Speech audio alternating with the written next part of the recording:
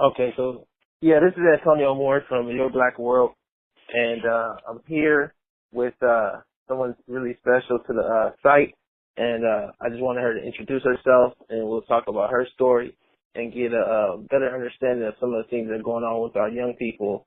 That's very important. Can you introduce yourself to the audience? Yes, my name is Elizabeth Gerald, and the name of my organization is the Marcy and Stacy Foundation. And what that is, we're spreading awareness for suicide and mental illness in the African American community for our young youth and adults also, but mainly it's for the youth. July 20th, I lost my daughter due to suicide. She had been sexually assaulted, and she just could not get over it, and it just brought her depression down, and you know, she just couldn't handle it, so she ended up taking her life. Deepest condolences for your loss. I definitely saw the story in the Chicago Sun-Times, got a chance to read through that, and I definitely wanted to give a chance for you to speak to the audience about some of the stuff that you went through and some of the stuff they might be going through, so that you can, possibly be a resource for them and for many beyond that. Okay. My daughter was very vibrant. She was a straight A honor roll student. She had planned on going to Harvard Law after she graduated high school. She had her whole life planned ahead of her, and after she was sexually assaulted, it changed her whole, world around. She became depressed. She would take frequent baths and scrub herself, and some days she'd be like walking around with a big old smile on her face, and other days she would just, be having anxiety attacks and crying and stuff. And I would do everything I could, to try to comfort her and let her know that I had her back. She lost her father, which is my husband, in 2010, so it's just us now. And so, as a mother, I was going out doing everything I could, and, I guess it just wasn't enough. What ended up happening was one of her friends had committed suicide, and it kind of just pushed her over the edge because she was already going through it with her depression. And I don't know, we were just the day after what happened, she came downstairs and she gave me a hug and a kiss and said, "I love you, Mommy." And I said, "I love you too, baby." And she just said, "Can I lay down with you?" And I said, "Yeah, come on." And, she laid down with me. And when I woke up at 6 o'clock the next morning, I tried to wake her up, and I'm screaming, "Marcy, get up, Marcy, get up." I couldn't wake her up, so I screamed for my son to come help me wake her up. And he said, "Mom, call 911." And the ambulance and police got here, and they worked on her, and then they said we need to rush her to the hospital. And when we got to the hospital, they told me there was nothing else they could do for her. And that is one of the worst things anybody could ever go through. And, people tell you it gets easier, and, but you really never get over the loss of your own child, because that's just something, it's just almost impossible to do. So what I'm doing is going around trying to spread the awareness, letting parents or friends or anybody know if they know something or if they see something, please, speak and, tell somebody so we need to try to get your child. And even if it's not a child, if you have a brother or a sister or the parents, if they are exhibiting any type of mental illness or sadness or depression, do what you can to get them to help. And as far as my foundation... Just before we kind of jump to your foundation, because I do want to get into that as well.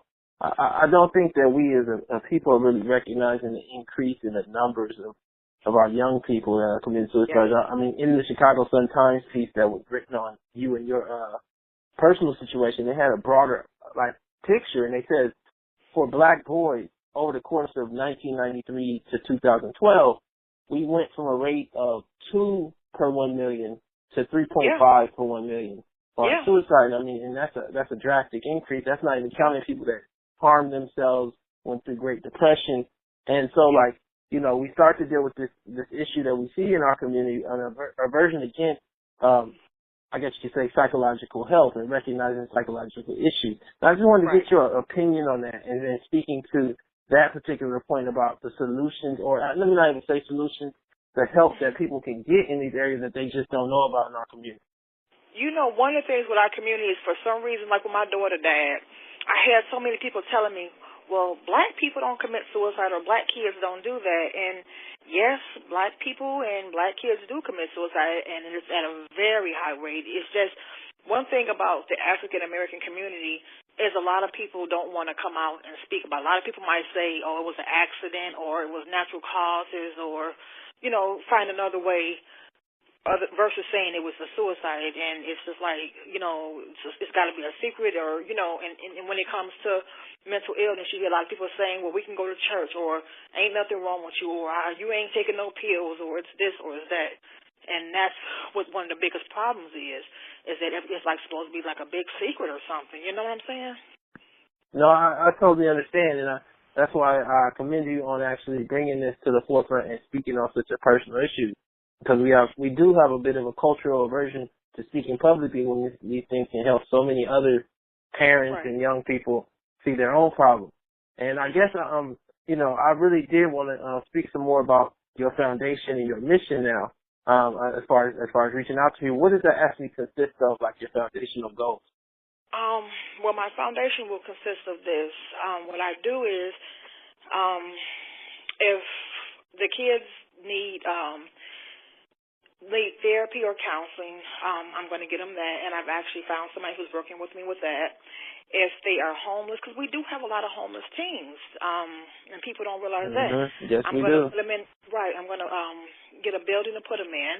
If they need a GED or a high school diploma, or if they need mentoring or life skills, which consists of teaching them how to pay bills, rent, whatever it is we got to do to get them out this slump, to help them grow up to be productive young men and women is what my goal is. So that's what I'm trying to do. And it's so interesting that you talk about it and you refer to it in the way of being a slump. And you know, so many things can trigger that from a traumatic experience, like your daughter went through in her personal life, and then also even something that's just ongoing. And you know, as far as how they feel about themselves, as far as like self-confidence. Exactly. Being homeless on the street, sometimes they want to give up. Sometimes, you know, if they're not in school or, you know, you got kids that are being bullied because they may not have nice clothes, you know, nicer clothes than the next person, or then you got kids that are actually homeless and living on the streets. And it's just so many factors, you know what I'm saying?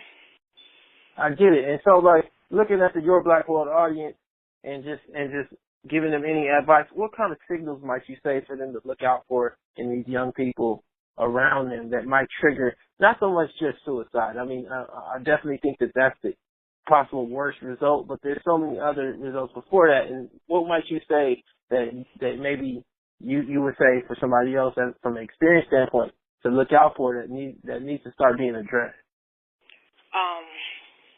I've had a lot of kids and people reaching out to me. One is a lot of people are cutting, especially teenagers. For some reason, they've started cutting their arms and legs. They may wear long sleeve shirts or pants a lot because they don't want people to see the cuts. A lot of times, they try to isolate themselves, and you know they don't want to hang around people or kids. They may come home from school and go straight to their bedroom and shut the door. Don't want to talk. And don't want to greet their family. They may not want to sit down and have dinner or whatever it is with you all. That's a sign. Not wanting to. And I think that's one of the things. Well, I'm sorry, I didn't mean to cut you off. Oh, yeah, and just not willing to wanting to participate. Like if they were into sports or stuff like that, they may out the blue say they don't want to do it anymore. They may just not be wanting to go to school. It's all those things. They, if they have a best friend, they may just stop talking to their best friend. You know what I'm saying? Mm-hmm. Yeah, and I think that one of the things you're definitely pointing out in the overall sense is just being aware of the emotional state of your child, your nephew, your cousin, in a way that requires conversation. You know, we've gotten away from that in some way with losing the dinner table and everybody eating apart and basically coming home and just getting ready for the next day. It sounds like you're saying at the core of it, you need to be an active participant in being aware of your child. And I definitely not saying that people aren't doing that. I'm talking about on an intimate level where you can understand your child's emotional state. Right. And and so I mean, was there anything else that particularly you wanted to talk about? It's an open floor, open forum. This will be heard across your Black world. I want to give you a chance to definitely speak to those issues. Okay. Well, like I'm saying, one of the things that's in the African American community is the biggest thing, I think, is religion. And you know, a lot of people say, well, the Bible says it's a sin, or the Quran, or whatever it is you read, it's supposed to be a sin to commit suicide, and you know, you're not supposed to take your life, and you know, you're going to go to hell if something happens. And I think that's one of the reasons a lot of kids won't come and talk to their parents, because of, you know, they may be afraid of what parents are gonna say, and a lot of people won't come out when their kids do commit suicide and say anything, because of the fact, you know, they're worried about what the church members are gonna say, or what the pastor is gonna say, or what their, you know, their friends or whoever it is, instead of, you know what I'm saying, instead of worried about trying to spread the awareness, or worry about what would cause your child to have that depression or whatever else. And you know, reading the Bible or sending somebody to church is just not going to cure their mental illness or depression or whatever it is they're going through. It's just not. If you know or think your child needs help, get some help. You can't keep worrying about what Tom, Dick, and Harry going to say.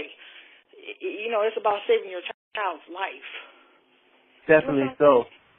Definitely so. I mean, I agree, and I see the mission that you have, and I definitely support you, as does Your Black World and Voice Walking. Is there any website that they can go to actually reach out to you, or is there a way that they can reach out to you if they want to be part of your mission? Right now, I have a partner named Kenda Pruitt. Me and her, we're just starting out, so you can go to my Facebook page, which is Elizabeth Gerald, Gerald, or Kenda Pruitt. And my it's the Marcy and Stacy Foundation. Everything that you want to know about the foundation is actually on the page. All our fundraisings, upcoming events, anything we have going on is on that page. And if you need to talk, or and you need some advice, please feel free to inbox me. I have had so many people coming to me. I had an actual father come to me. His son hung himself in their house. I guess him and his girlfriend was breaking up, and she said, go kill yourself. And, you know, that's something that kids got going on now, too. And so he actually hung himself, and he was just 17 years old, and he was a African-American. So I'm trying to help this father, and I have so many people reaching out telling me their stories. So if anybody needs help, just please feel free to inbox me, and, you know, I will get back to you. All right. I'm definitely going to get this up on Your Black World. Thank you so much for coming. Again, hopefully we can stay in contact and just keep the ball rolling and get this great information out to the people. All right. Thank you. Thank you. All right. Bye-bye.